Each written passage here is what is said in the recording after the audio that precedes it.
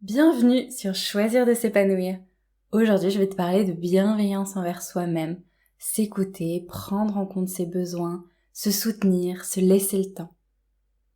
Bonjour, je m'appelle Sophie, je suis coach de vie. Sur cette chaîne YouTube, je partage des connaissances et des astuces concrètes pour s'aimer davantage ainsi que pour vivre une vie plus sereine et plus épanouie. N'hésite pas à t'abonner si mon contenu t'intéresse et à mettre la petite cloche pour ne louper aucune vidéo. Toi qui écoutes ce podcast, je suis sûre que tu fais preuve de bienveillance, que tu arrives à avoir de l'empathie et de la tolérance pour autrui. Mais arrives-tu à en avoir pour toi-même ? On passe du temps à réconforter les autres, à leur donner de l'empathie, mais on oublie bien souvent de le faire pour soi. Commençons par le commencement. Que signifie la bienveillance ? La définition du dictionnaire Larousse donne déjà une bonne idée.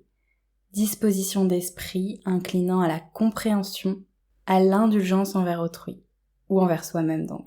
C'est un mélange de compréhension et d'indulgence. L'indulgence est toujours selon le dictionnaire Larousse, une aptitude à excuser, à pardonner les fautes, à ne pas les sanctionner sévèrement. Pour moi, la bienveillance envers soi, c'est donc un mélange entre de l'auto-empathie, cette capacité à être à l'écoute de soi-même et de ses besoins, sans jugement, de l'indulgence, et une acceptation de ce qui est. Acceptation des émotions, de son état physique, acceptation de son imperfection aussi. On peut se rendre compte de notre propension à être bienveillant envers nous-mêmes dans des événements douloureux ou juste inconfortables. Mais finalement, la bienveillance, elle est partout, puisqu'on a quotidiennement cette petite voix dans notre tête qui nous parle, dans les bons comme dans les mauvais moments. Elle peut s'avérer positive, encourageante, réconfortante, au contraire plutôt dévalorisante, défaitiste.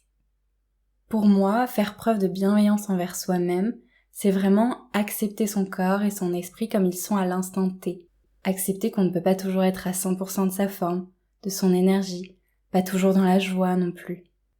Et surtout que nous sommes juste des êtres parfaitement imparfaits.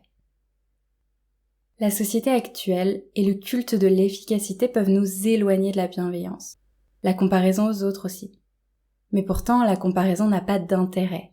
Nous sommes tous des êtres uniques. Nous n'avons pas le même parcours de vie. Certains ont vécu de gros traumatismes, des drames même. Nous n'avons pas tous le même système immunitaire, les mêmes allergies, le même corps, les mêmes caractéristiques. Nous ne sommes pas tous impactés par les saisons, les gens, les endroits, les émotions et les événements de la même façon. C'est pour ça que je t'invite vraiment à être centré sur toi et parfois à ne pas te poser trop de questions, mais juste à être bienveillant avec toi-même et à t'écouter. Tu es fatigué ou un peu malade ? Repose-toi. Tu as envie de rester chez toi sur ton canapé ? Fais-le. Tu as besoin de temps pour toi ? Accorde-toi-le. Tu as envie de dire non à cette invitation ? Dis non. La bienveillance a aussi toute sa place dans le monde du développement personnel. Bienveillance parce que tu n'as pas réussi à faire tout ce que tu avais prévu cette année. On pense à tous les objectifs et les bonnes résolutions de l'année. Peut-être à ce sport que tu voulais faire.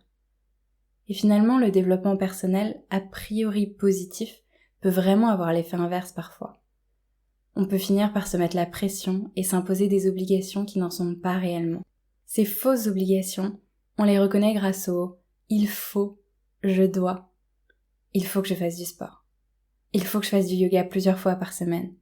Il faut que je médite. Ça peut vraiment conduire à une surcharge mentale, physique, et aussi à de la culpabilité, à un sentiment de ne pas être à la hauteur quand on n'a pas réussi à atteindre cet idéal. Dans le monde du développement personnel, on entend parfois aussi des phrases comme « si tu n'as pas la vie dont tu rêves, c'est que tu n'as pas posé les bonnes actions, que tu n'as pas fait ce qu'il fallait ». Mais je trouve que cette phrase, qui peut être motivante, peut également être dangereuse. Déjà, c'est culpabilisant, parce que si tu n'as pas la vie dont tu rêves, tu vas tout de suite penser que tout est de ta faute. Et puis, ça ne prend pas en compte les pathologies et les épreuves de la vie. C'est pour ça que la comparaison n'a pas beaucoup de sens. On ne vit pas tous les mêmes choses, certains parcours de vie sont vraiment difficiles. La vie est un cycle. En développement personnel, on parle justement des 4 saisons.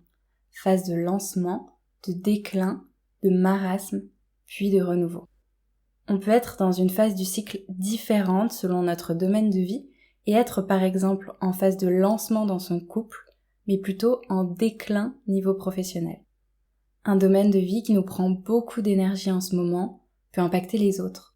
Et bonne nouvelle, on passe tous par toutes ces phases, mais évidemment pas en même temps. On ne va pas nécessairement les vivre avec la même intensité, ni la même durée. C'est personnel. Quoi qu'il en soit, on ne voit pas toujours ce qui se joue.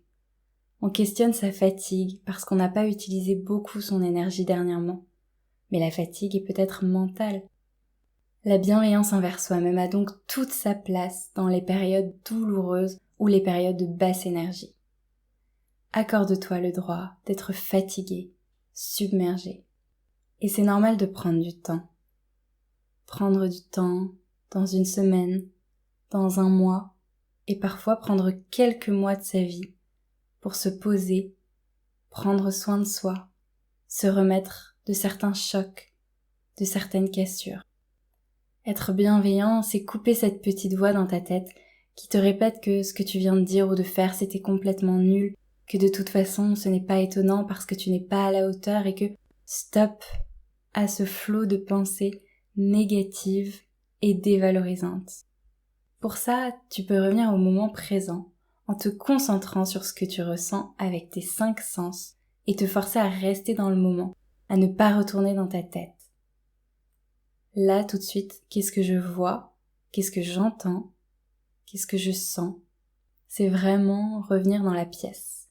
En tout cas, si tu es à l'intérieur. Tu peux aussi dégonfler l'importance de ce qui vient de se passer en te demandant si ça t'impactera encore dans 1 an, dans 3 ans. Parfois, on peut se sentir très mal après un événement qu'on considère comme humiliant ou comme un échec. Mais finalement, on sent bien que cette journée douloureuse n'aura plus aucune importance dans 1 an, qu'elle ne va pas vraiment impacter notre vie. On peut donc respirer un grand coup et arrêter de se blâmer, lâcher prise sur les événements passés qui n'ont pas été parfaits.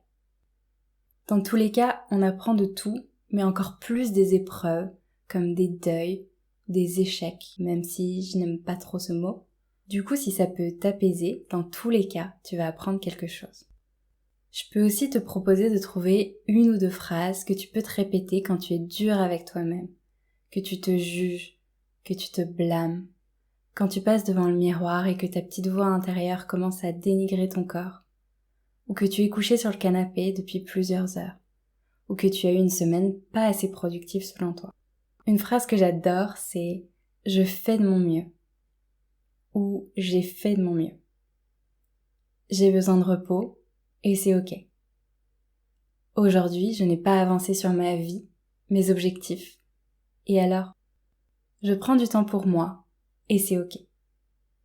Je ne fais rien et ça me fait du bien.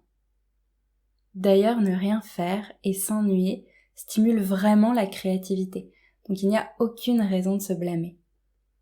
Même si certains pensent que la dévalorisation peut être un moteur pour se mettre en action, en réalité se mener la vie dure est vraiment contre-productif et va avoir un impact négatif sur ton estime de soi.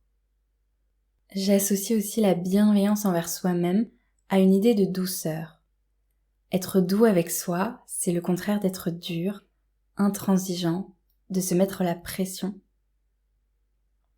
Il y a aussi cette idée de réconfort. Finalement, c'est essayer d'être son propre meilleur ami. Après une mauvaise journée de boulot, ou encore une performance ratée, on a parfois le réflexe d'en rajouter, de se blâmer encore plus. Alors qu'en reprenant le rôle d'un ami bienveillant, on va davantage être dans l'empathie, dans la douceur, en se rappelant que bon, je suis humaine, c'est normal d'avoir des jours sans, de ne pas toujours être à fond, c'est normal de faire des erreurs. On va aussi peut-être aller voir les circonstances du moment. Parce que oui, quand on vient de perdre un être cher ou qu'on sort d'une rupture, ce n'est pas forcément évident d'être concentré au boulot. C'est donc aller voir tout ça, accepter la situation et se dire que c'est ok. En bonus, on peut toujours prendre soin de soi physiquement, faire une soirée cocooning et faire des choses qui nous font du bien. Dans tous les cas, c'est vraiment en faisant équipe avec soi-même que ça marche le mieux. Et je vous vois les perfectionnistes qui vont écouter ce podcast et se dire que quand même, C'est presque dangereux de se laisser aller, de s'affaler sur le canapé sans raison. Mais détrompe-toi, c'est essentiel. Même si ton mental te susurre que tu peux tout faire, tout combiner, en réalité ton corps n'est pas une machine. Même si tu as un super état d'esprit, tu auras toujours des jours, des périodes où ça va moins bien, où tu n'as pas envie. Et c'est ok. C'est aussi ça, l'amour de soi. Accepter qu'on est humain, qu'on ne sera jamais parfait, parce que ça n'existe pas, et surtout parce que ce serait quand même vachement ennuyeux. Ce que tu aimes chez quelqu'un, ce sont ses aspérités, ses caractéristiques, ce qui le rend unique. Je t'encourage vraiment à te foutre la paix et à intégrer le fait qu'il y a des cycles dans la vie et que c'est ok que ce mois-ci tu n'aies absolument pas avancé sur tes objectifs. Être bienveillant, c'est aussi être à l'écoute de soi et choisir ses priorités. Parfois, on persiste à se fixer une grande quantité d'objectifs et on se déçoit quand on ne les atteint pas. Se fixer trop d'objectifs ou des objectifs inatteignables peut vraiment être décourageant et peut mener à de la dévalorisation. Si tu écoutes tes besoins et tes possibilités d'un point de vue du temps, de l'énergie et de la disponibilité émotionnelle du moment, tu pourras peut-être lâcher prise et descendre tes exigences. Être bienveillant avec soi-même, c'est aussi faire le tri dans tout ce qu'on s'impose. Réussir à faire passer son bien-être avant celui des autres. Accepter de devoir décliner certaines invitations, de s'éloigner de certaines personnes et d'arrêter certaines habitudes ou activités qui ne nous font pas ou juste plus du bien.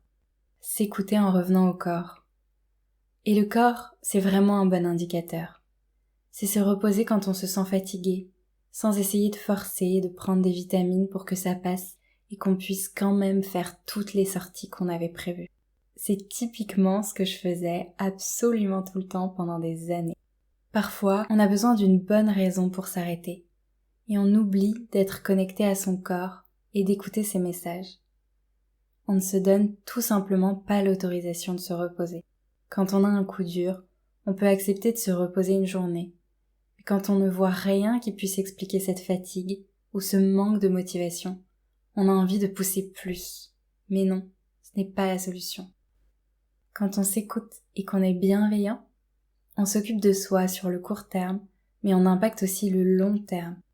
Alors, douceur et bienveillance envers ce défaut qui m'embête, envers cette journée de glandouille sur le canapé, envers cette réunion que j'ai foirée.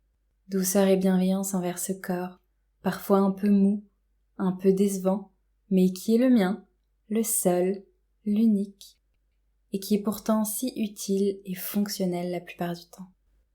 Je sais que la bienveillance envers soi, c'est chouette sur le papier, mais plus dur en réalité. J'ai moi-même mis du temps à transformer cette petite voix intérieure. Et évidemment, il y a toujours des moments où je n'arrive pas à être bienveillante avec moi-même. Et c'est ok.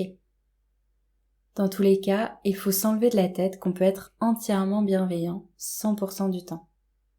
Le but, c'est vraiment d'être sur le chemin, d'essayer de tendre vers plus de bienveillance envers soi-même, mais sans se blâmer quand on n'y arrive pas. Ce qui est chouette, c'est qu'en progressant sur le chemin de la bienveillance envers toi, tu vas inévitablement aussi développer plus de bienveillance, d'empathie et d'indulgence pour autrui. À cet instant précis, tout est bien, tout est ok. Tu n'as pas besoin d'être plus ou d'en faire plus. Tu es toi, être unique, qui mérite d'être aimé, réconforté, soutenu. Et je suis sûre que là où tu es aujourd'hui, dans ta vie, tu fais de ton mieux, parce qu'on fait toujours de son mieux. Voilà, j'espère que tu as apprécié ce podcast. N'hésite pas à mettre un pouce si c'est le cas. Si tu as besoin d'un accompagnement pour t'aider à avoir plus de bienveillance envers toi-même, je fais des coachings personnalisés. Tu peux prendre rendez-vous sur mon site Choisir de s'épanouir que je te mets directement en barre d'infos. On se retrouve dans une prochaine vidéo et en attendant, prends soin de toi. Ciao!